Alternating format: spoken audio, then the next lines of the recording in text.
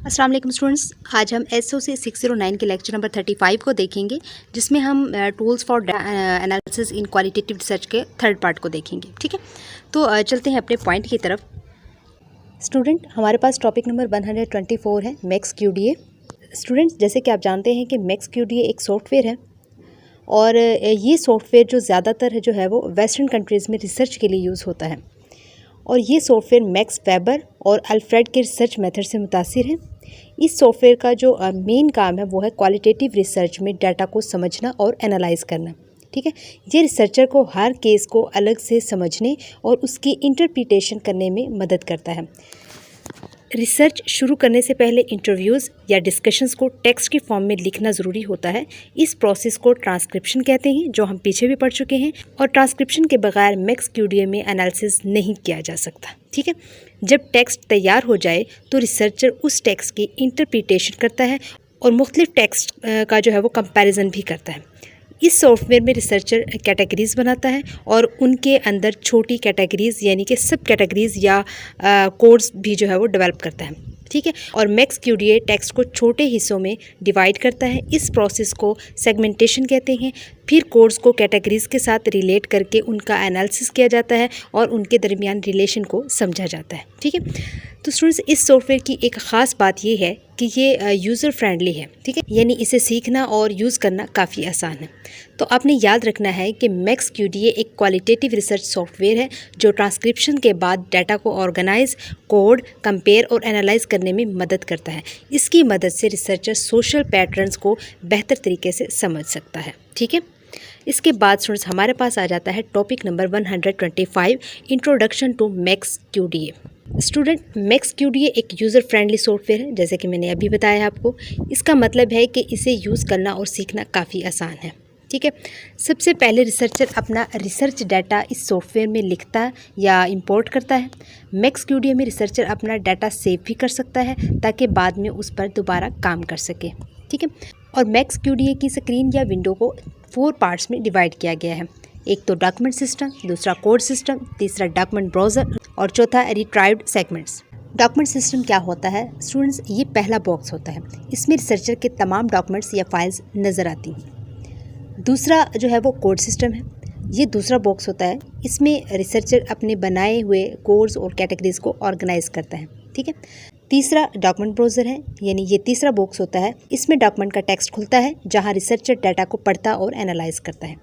ठीक है, चौथा रिट्राइव्ड सेगमेंट्स है, यानी ये चौथा बॉक्स होता है, इसमें वो तमाम टेक्स्ट या जो है वो डाटा दिखाई देता है जो किसी कोड के ज़रिए सिलेक्ट किया गया हो। क्लियर स्टूडेंट, यहाँ पर एक नोट भी लिखा हुआ है कि जब आप पहली बार मैक्स QDA यूज़ करते हैं तो कभी कभी रिट्राइव्ड सेगमेंट्स वाला बॉक्स हिडन होता है, सो ज़रूरत पर इसे जो है वो बाद में शो किया जा सकता है। ठीक है, तो स्टूडेंट्स, आपने जो है ये इसके जो 4 पॉइंट्स हैं वो भी अच्छे से याद रखने हैं। ठीक है, जैसे कि स्टूडेंट्स हमने देखा था कि 4 पार्ट्स होते हैं। ठीक है, यहाँ पे आप देख सकते हैं डॉक्यूमेंट्स, कोड सिस्टम्स, ठीक है, डॉक्यूमेंट ब्राउज़र आ गया, रिट्राइव्ड सेगमेंट्स आ गया। ठीक है, ये हमने पढ़ा है कि ये आमतौर पर जो है वो हिडन होता है, लेकिन जब ज़रूरत पड़ती है तब इसको जो है वो ओपन किया जा सकता है। ठीक है, ये देख सकते हैं। और इसके बाद स्टूडेंट्स हम आ जाते हैं टॉपिक नंबर 126 पर, terminology of max QDA। Student, यहाँ पर हम देखेंगे की टर्म्स देखेंगे, प्रोजेक्ट्स देखेंगे, कोड्स वगैरह के बारे में देखेंगे। ठीक है स्टूडेंट, जैसे कि आप जानते हैं कि प्रोजेक्ट से मुराद वो फाइल्स होती हैं जिसमें रिसर्चर अपना सारा रिसर्च वर्क सेव करता है। इसमें डॉक्यूमेंट्स, इंटरव्यूज़, नोट्स, कोड्स और एनालिसिस सब एक ही जगह पर स्टोर होते हैं। ठीक है, जब भी रिसर्चर दोबारा काम करना चाहे वो इस प्रोजेक्ट को ओपन करता है। कोड्स क्या होते हैं? कोड्स छोटे लेबल्स या नाम होते हैं जो रिसर्चर डाटा के इंपॉर्टेंट हिस्सों को देता है। इन कोड्स की मदद से डाटा को ऑर्गेनाइज करना और बाद में एनालाइज करना आसान हो जाता है। एक जैसी इंफॉर्मेशन को एक ही कोड के अंदर रखा जाता है। ठीक है, तो स्टूडेंट्स, यहाँ पर हमारे पास जो बॉक्स दिखाए गए हैं, यहाँ पर की टर्म्स हैं, डिस्क्रिप्शंस हैं और एग्जांपल्स दी गई हैं। यहाँ पे हम 1 बाय 1 चीज़ों को जो है वो समझेंगे। ठीक है, तो स्टूडेंट्स, जैसे कि अभी हमने प्रोजेक्ट के बारे में पढ़ा भी है, प्रोजेक्ट से मुराद वो फाइल्स मेन होती हैं जिसमें रिसर्चर अपना सारा रिसर्च वर्क सेव करता है। इस प्रोजेक्ट में हर तरह का डाटा रखा जा सकता है, जैसे कि टेक्स्ट हो गया, पिक्चर्स हो गए, टेबल्स हो गए, PDF फाइल्स हो गई, मेमोज हो गए और इंटरव्यूज़ वगैरह।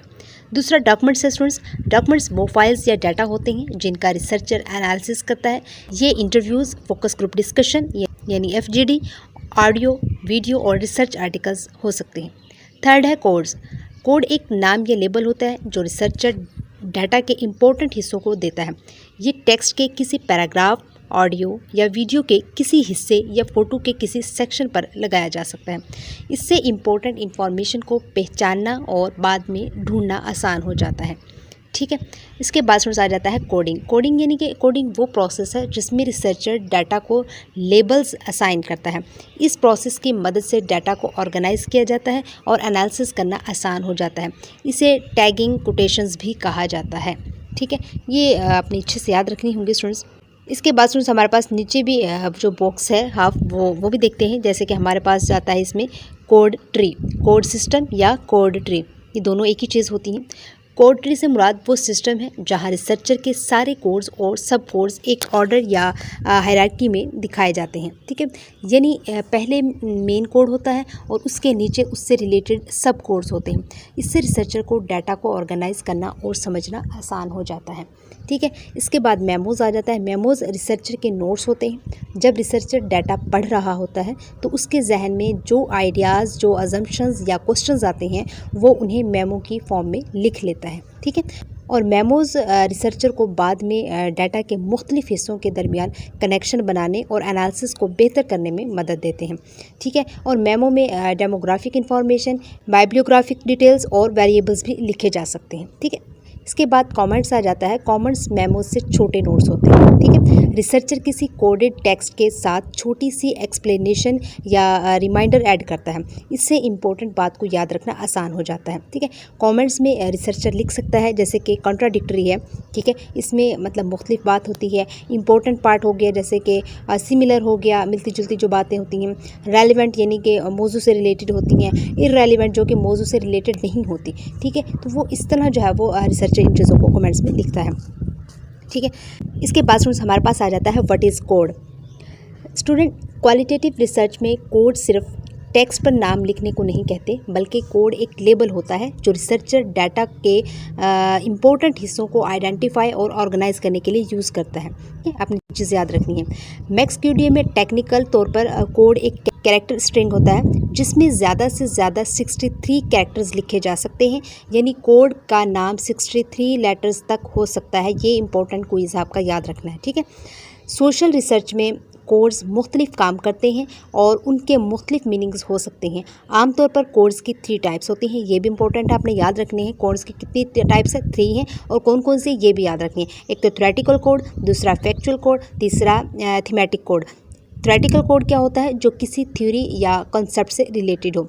फैक्चुअल कोड यानी जो फैक्ट्स या हकीकत पर मबनी हो। थीमेटिक कोड यानी कि जो किसी टॉपिक या थीम को रिप्रेजेंट करे। ठीक है, मैक्सक्यूडीए में कोड कैसे बनते हैं? देखें, मैक्सक्यूडीए खोलने के बाद आप होम रिबन पर जाएं, वहाँ कोड सिस्टम का ऑप्शन सिलेक्ट करें और कोडिंग शुरू करें। कोडिंग का मतलब है डाटा के इम्पोर्टेंट हिस्सों को लेबल देना ताकि बाद में उनका एनालिसिस आसानी से किया जा सके। ठीक है, देखिए अब हम टॉपिक नंबर 127 पर आते हैं, कोडिंग इन मैक्सक्यूडीए।